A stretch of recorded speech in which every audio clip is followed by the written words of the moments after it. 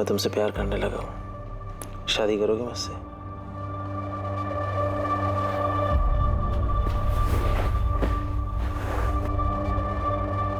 मुझे पता है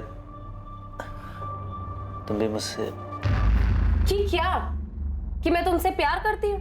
नहीं कपिल, मैंने तुम्हें पहले ही कहा था, ऑनलाइन चैटिंग के वक्त बिल्कुल साफ क्लियर किया था कि मुझे ये शादी, प्यार, इन सब में कोई इंटरेस्ट नहीं है। तो फिर तुम ये बकवास क्यों कर रहे हो? तुम्हें मेरी फीलिंग बकवास लग रही है? कपिल मेरा हाथ छोड़ो, मुझे लग रही है। मैं तुम्हारे साथ प्यार के लिए था, मजे के लिए नहीं। पर इस बात से तुम्हें कोई फर्क नहीं पड़ता ना? हाँ नहीं पड़ता। मैं यहाँ पर अच्छा टाइम बिताने आती हूँ, जो कि तुमने पूरा खराब कर दिया है। कपिल चौकसी, अफेयर? आप ये क्या कह रहे हैं? आप किसी हरीश अय्यर को जानती हैं? रचना के मर्डर से पहले आखिरी बार उसने इसी से बात की। मैं किसी हरीश अय्यर को नहीं जानती। कौन है ये? क्या इसका भी रचना के साथ अफेयर? आपके पति विनय कहाँ है? आपको जो कुछ पूछना आप पूछ सकते हैं सर।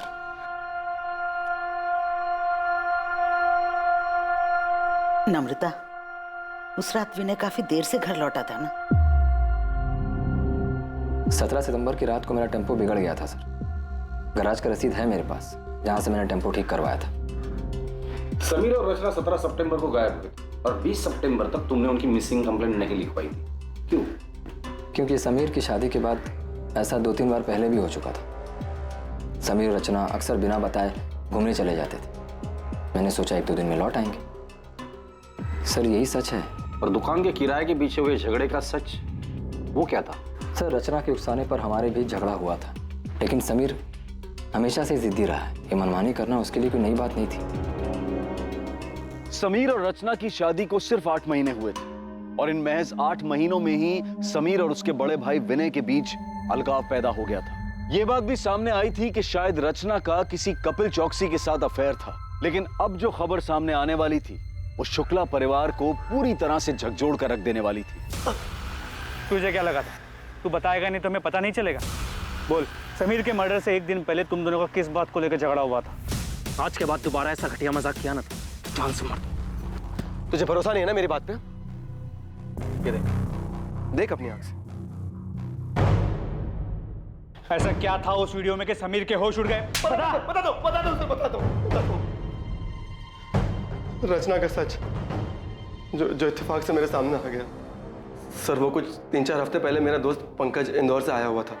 हम दोनों होटल के कॉरिडोर से बाहर आ ही रहे थे कि वहां मुझे रचना दिखी। वो किसी आदमी के साथ थी। मुझे देखकर ये बहुत झटका लगा। मेरे कुछ समझ में नहीं आया तो मैंने तुरंत अपना फोन निकाला और उनके कमरे में अंदर जाने की वीडियो बना ली ताकि समीर को दिखा सकूं। कौन है आदमी? सिर्फ ये एक आदमी नहीं है, मैंने उस होटल के वेटर से बात भी की। हाँ साहब, ये मैडम अक्सर यहाँ आती हैं और इनसे मिलने कई साहब आते हैं।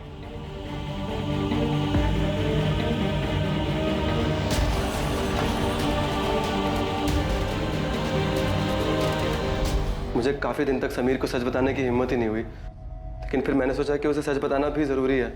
तो मैंने उसे 16 सितंबर को सब सच बता दिया। अगले दिन पता चला कि रचना और समीर दोनों गायब हैं और फिर उनकी लाश मिली। ये आदमी कौन है? मैं नहीं जानता, लेकिन उस दिन अंतिम संस्कार वाले दिन ये घर पे आया हुआ था। मैं नहीं जानता ये कौन है। अंतिम विधि में ये आदमी आपके घर आया था? आया होगा, मुझे नहीं मालूम।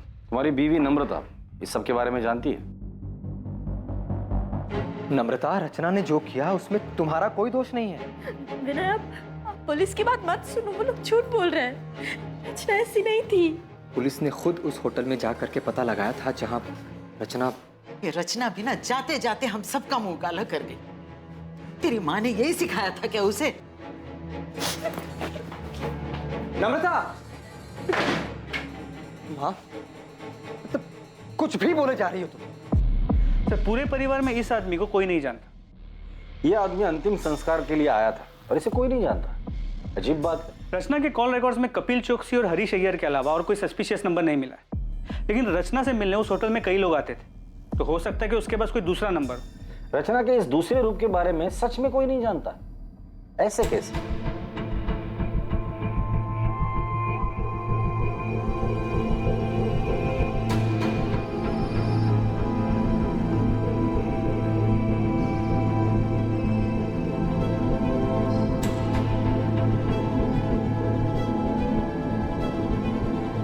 रचना की जिंदगी का सच आखिर था क्या, और इस डबल मर्डर के पीछे कौन था और उसका मकसद क्या था, और कितने लोगों को रचना का सच पता था? मंगल, हरीश, विनय, कपिल, क्या इतने ही लोग थे जिन्हें रचना ने चोट पहुंचाई थी, या फिर इस लिस्ट में और भी नाम शामिल होने वाले थे? वैसे मुझे पता नहीं था कि तुम हंसते भी हो। मतलब जब पहले मिले थे तो तुम हमेशा देवदास बने फिरते थे। वो एक दौर था जो अब बीत चुका है। किसी से सच्चा वाला प्यार हो गया था क्या? एक लड़की थी जिससे मैं बहुत प्यार करता था। आई एम सॉरी अगर तुम्हें बुरा लगा तो। अरे नहीं, मैं अब ठीक हूँ। वैसे तुम जिस लड़की की बात कर रही हो वो मेरे लिए 8 महीने पहले ही मर चुकी। जी सर, मैं उसी के घर जा रहा हूँ, पहुँच के अपडेट करता हूँ।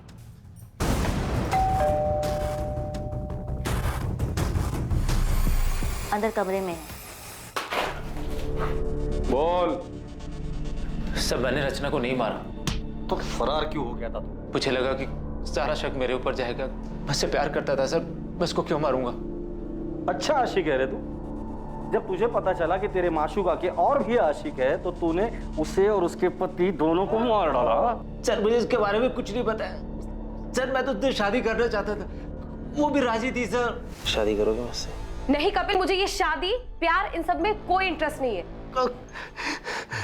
ये कौन है? इसे जानते हैं? इसका नाम क्या है? हरीश अय्यर। 10 मिनट से तुम्हारा वेट कर रही हूँ, जल्दी आओ। रचना, तुम यहाँ धूप में क्यों खड़ी हो? तुम्हें गर्मी लग रही होगी। मंगल, तुम यहाँ? तुम एक हफ्ते से मेरा फोन क्यों नहीं उठा रही? वो मैं कॉल करने ही वाली थी तुम्हें। मुझे लगा ही, इसीलिए मैं नया फोन लेने निकला था। वो पुराना फोन मैंने तोड़ दिया ना, वो यहाँ मार के। क्यों? वो तुम फोन नहीं उठा रही थी तो गुस्सा आ गया। गुस्से में मैंने यहाँ मार के तोड़ दिया फोन। बस 2 मिनट रुक जाओ प्लीज। हाँ रचना, रचना बाहर निकलो। जल्दी भागो यहाँ से कपिल, इसका दिमाग खराब है। रचना बाहर निकलो। सर फिर आया ये, प्लीज यहाँ से चलो। रचना, रचना। कौन था ये? अरे मंगल वर्मा नाम है इसका। एक बार इसने मुझे किसी शादी में देख लिया था। मैंने बस इस पे थोड़ी सी तरस खा के बात क्या कर ली, ये तो पीछे ही पड़ गया। कहता है इसे मुझ में अपनी मरी हुई पत्नी नजर आती है। सर, उस दिन रचना काफी घबराई हुई थी। मंगल को देख के उसके पसीने छूट रहे थे। सर, इससे ज्यादा मैं मंगल के बारे में कुछ नहीं जानता। सर, खबरी जाकिर मंगल वर्मा की खोज पे लग गया है, जल्दी कुछ पता चल जाएगा। और होटल के रजिस्टर में जो भी नाम और पता था सब फर्जी था। ये कपिल खुद को बचाने के लिए झूठ भी बोल सकता है। कहानी सुनाकर अपनी करनी मंगल वर्मा पर डाल रहा है। पृथ्वी बेट,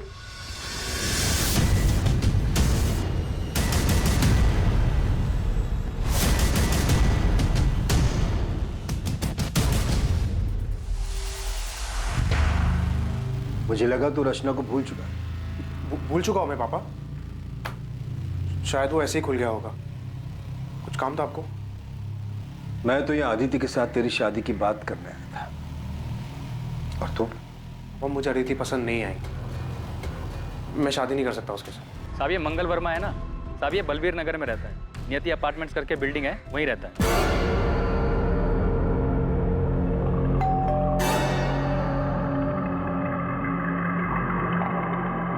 सर, मंगल वर्मा को उसकी वाइफ ज्योति के मरने का गहरा सदमा लगा था। दिमागी हालत पे काफी अनस्टेबल हो गया था। इनफैक्ट काफी टाइम तक वो अस्पताल में था, जहाँ पे उसका ट्रीटमेंट चल रहा था। अभी 1 साल पहले हॉस्पिटल से डिस्चार्ज हुआ है। उसके डॉक्टर ने बताया कि कभी कभी वो आपे से बाहर हो जाता है, काफी वायलेंट हो जाता है, लेकिन किसी भी पुलिस स्टेशन में उसकी कोई वायलेंट या क्रिमिनल हिस्ट्री नहीं मिली।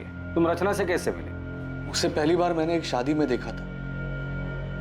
उसे देखकर ऐसा लगा कि उसके रूप में मेरी ज्योति वापस आ गई। इसीलिए मैं उससे बात करने लगा, फिर उसे मिलने लगा।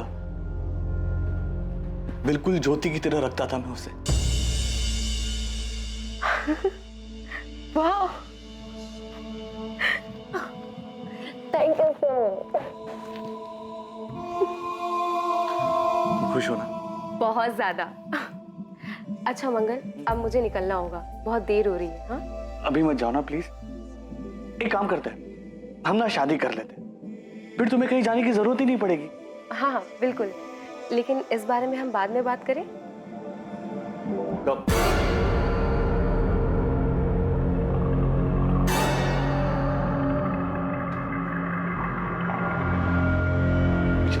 महीने से तुम यही बात की। क्या क्या प्रॉब्लम क्या है? तुम्हारी जिंदगी में कोई और है? तुम मुझसे प्यार नहीं करती? छोड़ना चाहती हो मुझे? नहीं, तुम धोखा नहीं दे सकती। रचना, तुम मेरी बीवी हो, सिर्फ मेरी बीवी हो रचना। मंगल मंगल मंगल क्या कर रहे हो? मंगल मंगल मंगल मेरी बात सुनो मंगल, इसे फेंक दो मंगल। शादी करोगी मुझसे? वरना मंगल, मेरे जीजा जी और मेरी बहन अभी घर से बाहर गए, वो जैसे ही आएंगे ना मैं उनसे बात करूंगी। अभी ये कांच मुझे दे दो, हाँ प्लीज।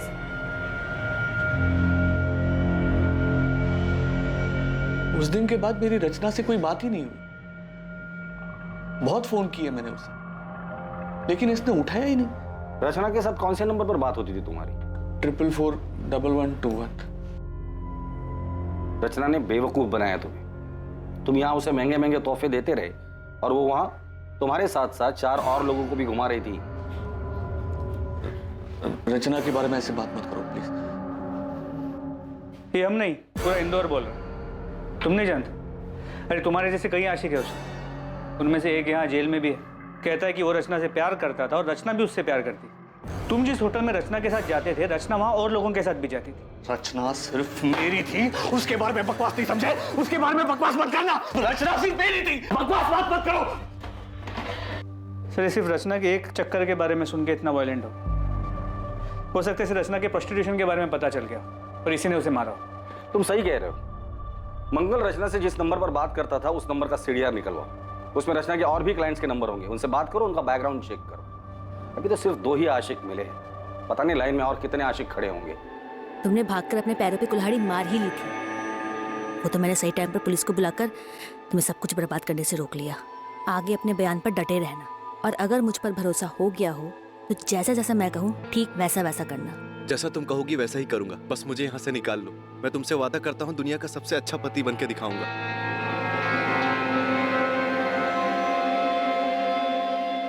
तीर निशाने पे लगा, वो बहुत डरा हुआ है। कह रहा है जैसा मैं कहूंगी वैसा ही करेगा। हाँ ओके, शायद रचना की मौत मेरी जिंदगी बना दे। आप कोई बाइक पसंद आई? ऐसी फटीचर बाइक लेने से मैं कोई साइकिल ले लूंगा। कोई अच्छी है तो बता। अरे साहब, एकदम नई और ताजा माल आया है साहब, आप इसको देखो एक बार। ये अच्छी है। पेपर्स कब तक बनाएगा?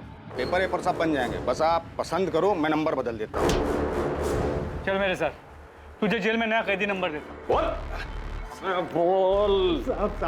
साहब माफ कर दो साहब, हम कसम खाते हैं, हमें उसका नाम नहीं मालूम साहब। हम चोरी गाड़ी जरूर खरीदते हैं लेकिन उनका नाम पता नहीं पूछते हैं साहब। कल तो याद होगी ना तुझे? स्केच आर्टिस्ट को बुलाकर इससे स्केच बनवा लेना, और इसे अगर शक्ल याद नहीं होगी ना तो इसकी शक्ल बिगाड़ देना।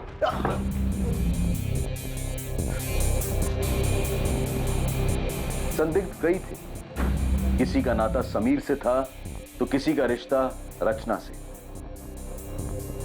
असली मुजरिम जो भी था वो दोनों से जुड़ा हुआ और शायद दोनों से ही चोट खाया हुआ था।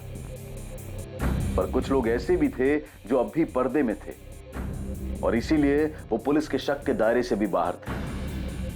उनके इरादे, उनकी मंशा अब भी गुप्त थी, लेकिन जल्द ही सारे नकाब उतरने वाले थे और सच सामने आने वाला था।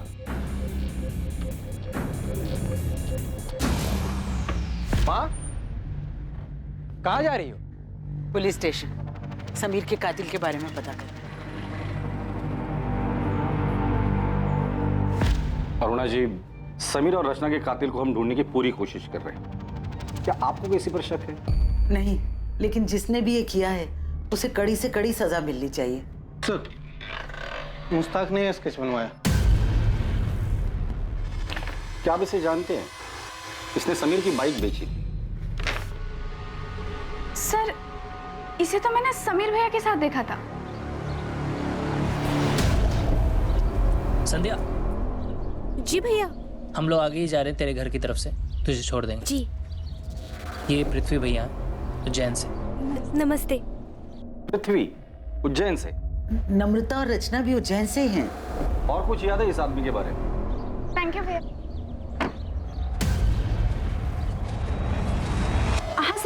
का नंबर नोट कर लीजिए, MP XY0001। Sir, number plate के नीचे पृथ्वी की जान था ना कि जो मैं चाहती हूँ वो मैं कपिल से साइन करवा लूंगी। उसने बिना पढ़े बिना देखे इन पेपर्स पे साइन कर दिया। इसमें डिवोर्स पेपर्स के साथ साथ प्रॉपर्टी के पेपर्स भी हैं, जो अब उसने मेरे नाम पे ट्रांसफर कर दिया। क्यों मारा दोनों को? बोल। रचना और मैं एक दूसरे से प्यार करते थे। हम 2 साल से एक साथ थे। फिर से लेट हो गई।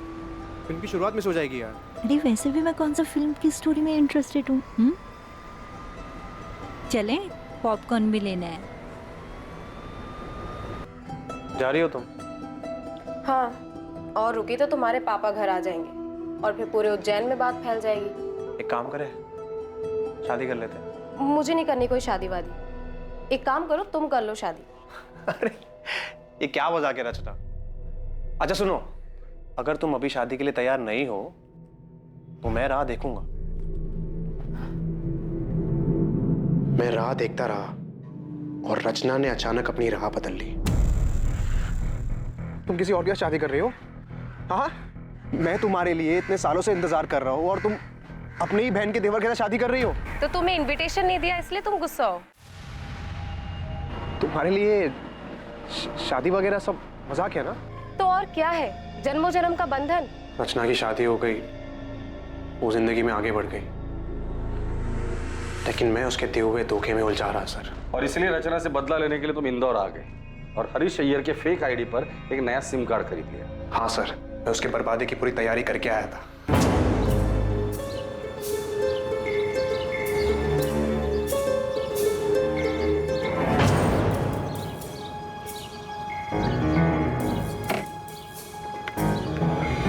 अरे पृथ्वी, तुम यहाँ?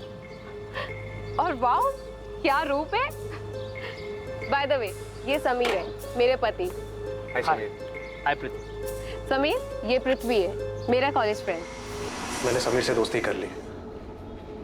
मैंने बताया कि इंदौर में पापा की जमीन है, जिसे मैं बेचने आया हूँ। मैंने जमीन का भाव इतना कम बताया कि रचना और समीर दोनों लालच में आ गए। फिर जमीन दिखाने और टोकन देने के बहाने मैंने उनको बुलाया। हाँ, हम लोग निकल रहे हैं। हाँ, और समीर ने पैसे भी ले लिए, लेकिन ध्यान रखना समीर को हमारे बारे में पता नहीं चलना चाहिए। अरे नहीं, तुम चिंता मत करो, मैं कोई भी पुरानी बात नहीं करूंगा। मुझे सिर्फ बिजनेस करना है। हम डिनर करके प्लॉट देखने जाएंगे और फिर डील वहीं पे फाइनल कर देंगे। हाँ हाँ ठीक है। और मैं फिर से बोल रही हूँ, समीर के सामने कुछ भी मत बोलना।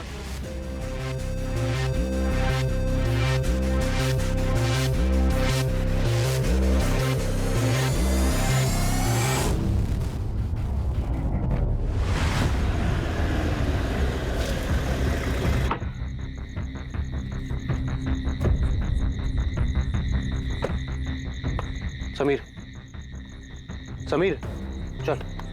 ये कहाँ है? संभाल के।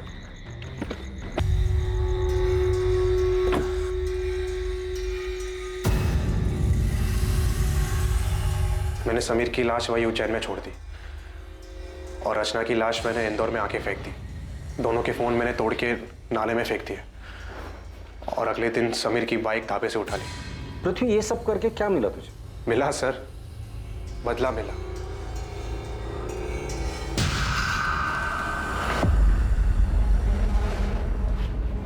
एक मिनट, तुम्हें कैसे पता चला कि समीर और रचना के पास इतना सारा पैसा है कि वो तुम्हारी जमीन खरीद सकते हैं? सच सच बता, ये सारी प्लानिंग तूने अकेले नहीं की थी? सर, मुझे बताया गया था कि उनको दुकान का किराया मिलता है, वो कहाँ जाते हैं, कहाँ घूमते हैं, इन सब की डिटेल बताई गई थी। सच सच बता दे, कौन है इस केस का मास्टरमाइंड? सर, ये पृथ्वी सच कह रहा है या अपना किया किसी और के सर पे डाल रहा है? अगर ये पृथ्वी झूठ बोल रहा है तो हमारे पास कोई सबूत नहीं, लेकिन अगर ये पृथ्वी सच भी बोल रहा है तो हमें उसका कन्फेशन चाहिए होगा। लेकिन मुझे लग रहा है कि ये पृथ्वी हमारे साथ खेल खेल रहा है। सच जानने के लिए हम भी खेल खेलते। उठा दे उसको। पृथ्वी ने सब कबूल कर लिया, तेरी बारी है। अरे मैंने कुछ नहीं किया सर। मैंने मरवाया रचना और समीर, इन्हें कुछ नहीं पता, इन्होंने कुछ नहीं किया। ये तो क्या कह रही है नम्रता? सच बोल रही है वो। सारा सच हम पहले से ही जानते थे। बस वही सारा सच हम तुम्हारे मुंह से सुनना चाहते थे, इसीलिए तुम्हारे पति विनय को पकड़ने का नाटक हम लोगों ने किया था। सारी कहानी बताओ, सारा प्लान बताओ। सारा प्लान मेरा था। मैं नहीं चाहती थी कि रचना और समीर जिंदा बचे, पर इसके लिए मुझे किसी की मदद की जरूरत थी।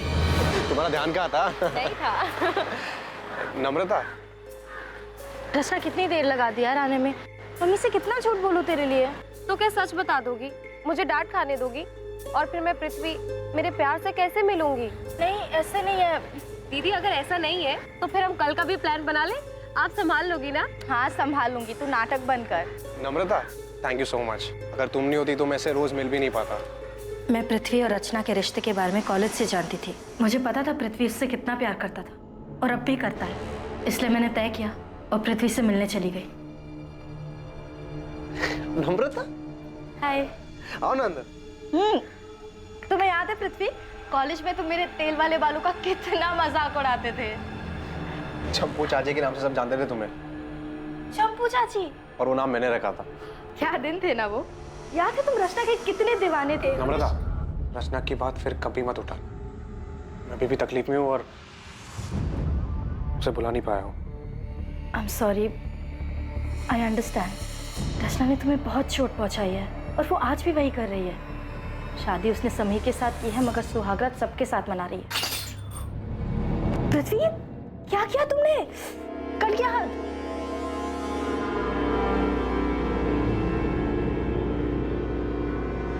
रचना का नाम मेरे सामने कभी मत लेना। बहुत मुश्किल से उसे भूलने की कोशिश कर रहा हूँ। पापा भी चाहते हैं कि मेरी शादी अदिति से हो जाए, और वो लड़की भी अच्छी है, बस मेरा मन नहीं कर रहा।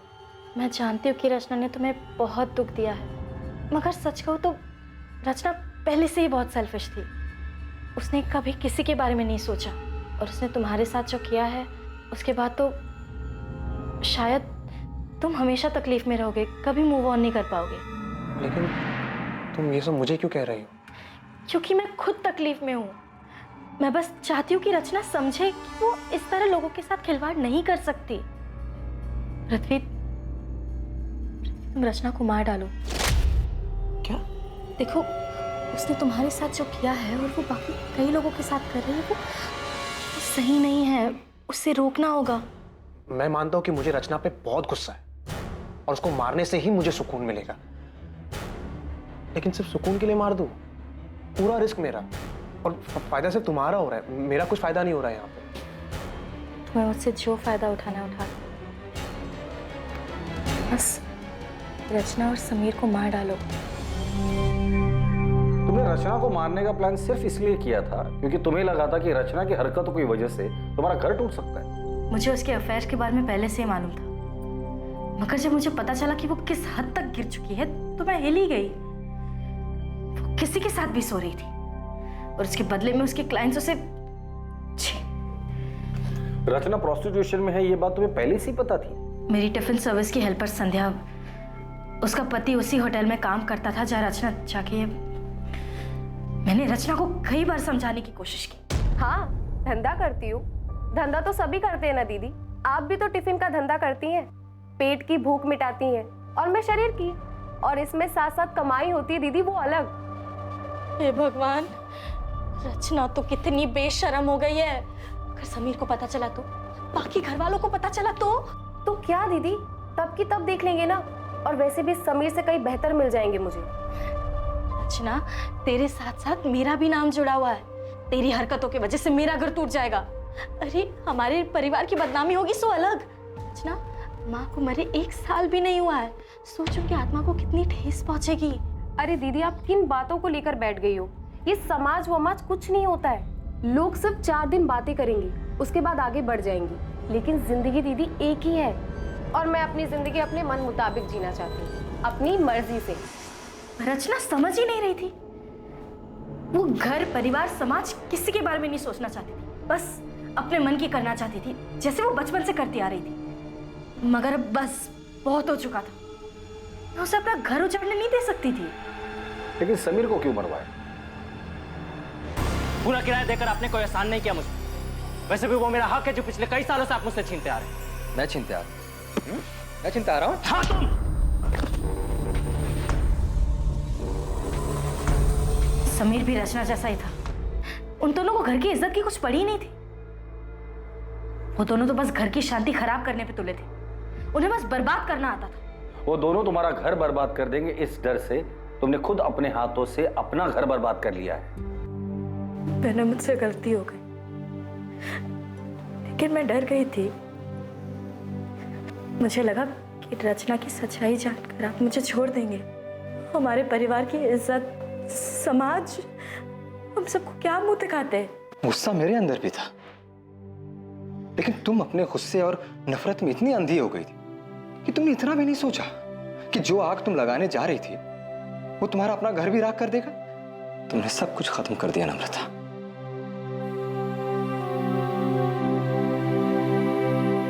नम्रता शुक्ला और पृथ्वी त्यागी पर आईपीसी की धारा 302 के तहत हत्या के लिए और धारा 120 के तहत साजिश के चार्जेस लगाए गए। पृथ्वी पर बलात्कार के लिए धारा 376 भी लगाई गई है और दोनों इस वक्त न्यायिक हिरासत में हैं। रचना का शादी और समाज की मर्यादाओं की परवाह किए बिना बेलगाम जीना नम्रता को मंजूर नहीं था। नम्रता को जो डर था उसके लिए वो अपने पति से बात कर सकती थी। कई बार गलत ख्याल हम पर हावी हो जाता है, लेकिन किसी अपने से, किसी करीबी से बात करने से हम वो गलत कदम उठाने से बच सकते हैं। कुछ भी करने से पहले ये जरूर सोचें कि उसका आप पर और आपके परिवार वालों पर क्या असर होगा। अब मैं अनूप सोनी आपसे विदा लेता हूं, फिर मुलाकात होगी एक नए केस के साथ। देखते रहें क्राइम पेट्रोल सतर्क, सोमवार से शुक्रवार रात 11 बजे। और याद रखें, क्राइम और आपके बीच में सिर्फ इतना फर्क है कि आप कितने सतर्क हैं। सतर्क रहें, सुरक्षित रहें। जय हिंद।